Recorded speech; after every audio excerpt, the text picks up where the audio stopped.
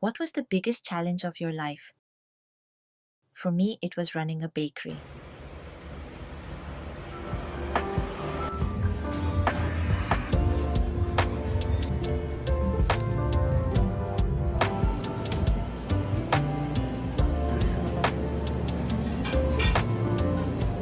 Hello, Bakney friends. I used to run a bakery called Bakney in Korea, but it's currently on pause due to parenting.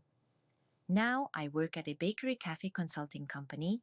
Based on my experience, I want to share some valuable tips and info to help you on your bakery journey. Of course, every situation is unique, but I'll focus on the challenges of running a micro bakery cafe with 1 to 4 staff members, just like I did. My goal is to help you avoid the mistakes I made. In this series, I'll break down the bakery startup journey into 4 main parts.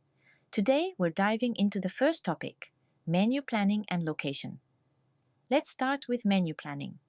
For a small bakery, it's nearly impossible to produce a wide variety of items daily, so you must focus on creating a signature item. Your bakery name, interior design, and target market should all develop under your item. In my case, I had up to 4 bakers on staff.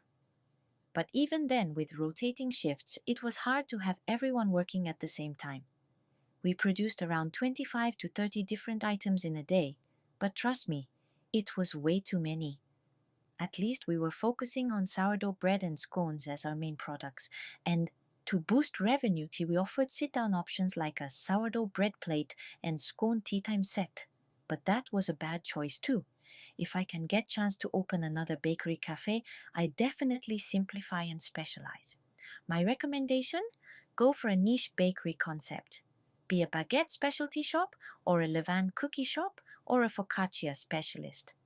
Focus on one item and give a strong message to your customers that you're the best at it.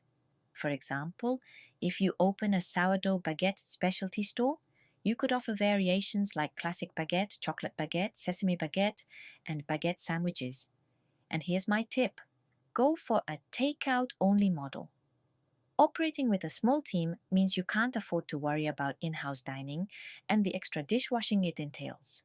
So, keep the layout simple, just enough for customers to grab their bread and go.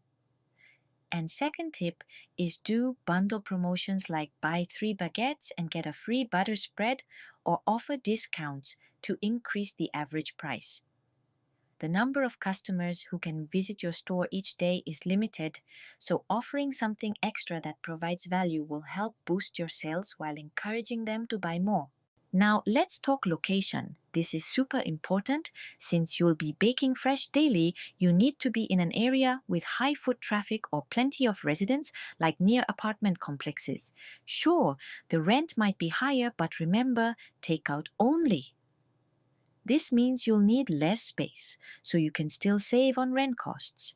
Maybe you've been dreamed of creating a cozy space, like me, for customers to relax, enjoy good music. But if you're running a micro bakery, it's just not practical. Instead, maximize your space for production and set yourself up to handle large orders in the future. I learned this the hard way.